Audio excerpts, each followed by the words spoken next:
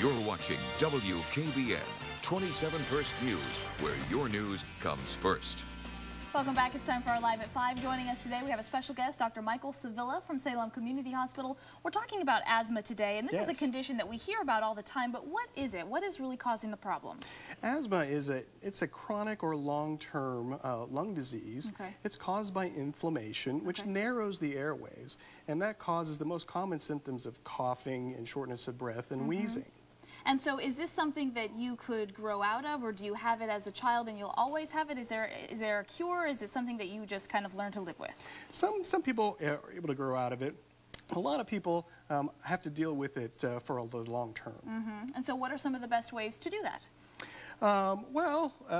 Some of the best ways to learn about how to deal with your asthma is to learn what triggers your asthma.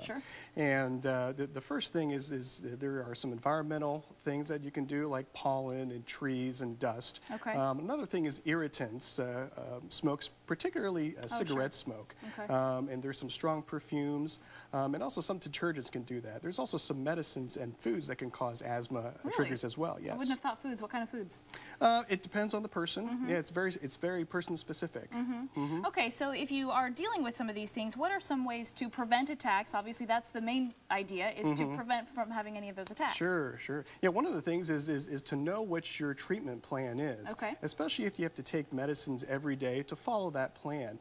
And also, if you have a plan with your doctor as far as throwing one of the medicines in your gym bag, especially when you're going to be playing sports, to remember to do that. Another thing to do is to know what your triggers are. If you know that the pollen count's going to be a little bit higher, then expect to have a little bit more breathing problems. Probably the most important thing to know is to have an asthma crisis plan. Work that with your doctor. If you have mild symptoms, you do this. If you have moderate symptoms, you do this. If you have severe symptoms, sometimes it may warrant a visit to the emergency room. And probably the most important thing is to learn more about asthma. There's a website out there from the National Institutes of Health, and their website is nih.gov. That's easy to remember, and of course it's important that we remind people that you can still live life and you can still do fun activities even if you are dealing with asthma. You just kind of learn how to live around it, right? Exactly, yeah. There's been a lot of people who live with asthma, especially you've heard the story, especially of like Olympic athletes who win their gold medals and they have asthma. So yeah, this is a very treatable disease. Just follow your doctor's orders and especially taking your medications. Excellent. Thank you very much. We appreciate your insight, everyone. Thank you. Stay with us. We'll be right back here on First News at 5.